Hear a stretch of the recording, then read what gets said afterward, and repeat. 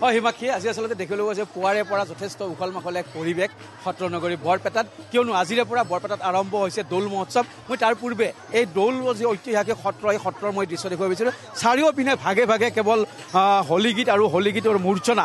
আজি যিহেতু ইতিমধ্যে গোসাঁই ধোৱা পৰ্ব সমাপন হৈছে আৰু দৌল গোবিন্দ আৰু কলীয়া ঠাকুৰ গোসাঁই উলিয়াই মঠৰ চোতালত ৰখা হ'ব।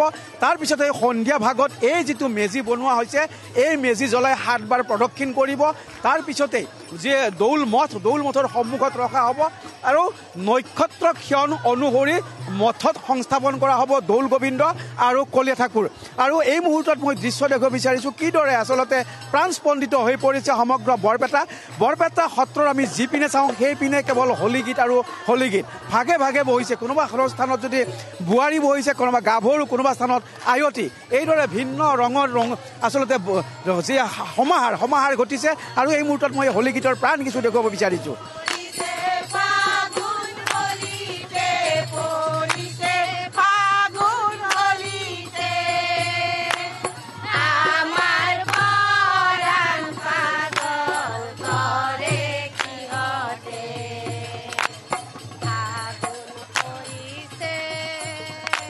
আন এটা দলৰ মই দৃশ্য দেখুৱাব বিচাৰিছোঁ।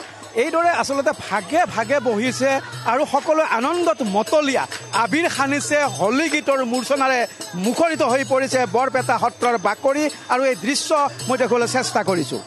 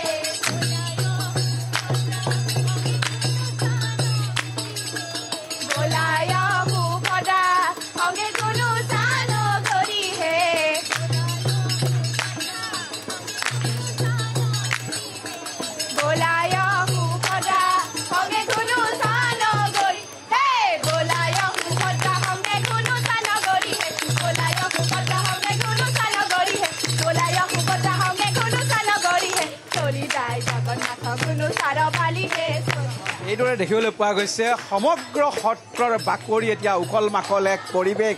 আৰু যদি আমি মঠৰ যি সন্মুখৰ দালান, সেই দালানৰ দৃশ্য যদি দেখুৱাব বিচাৰোঁ, চাৰিওপিনে কেৱল মানুহ আৰু সকলোৱে হোলী গীতৰ যি মূৰ্ছনা, সেই মূৰ্ছনাৰে মুখৰিত। আন এটা দল মই দেখুৱাব বিচাৰিছোঁ।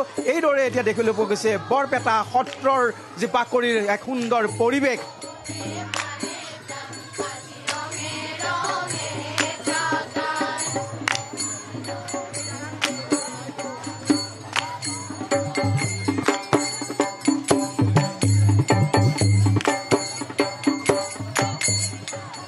আৰু বৰপেটাৰ দৌল উৎসৱৰ উন্মাদনা আমি আপোনালোকক দেখুৱালো। এফালে আধ্যাত্মিকতা আৰু আনফালে দেখিবলৈ পোৱা গৈছে দৌল উৎসৱক লৈ, ফলক উৎসৱক লৈ এক প্ৰকাৰ উধুলি মুধুলি পৰিৱেশ।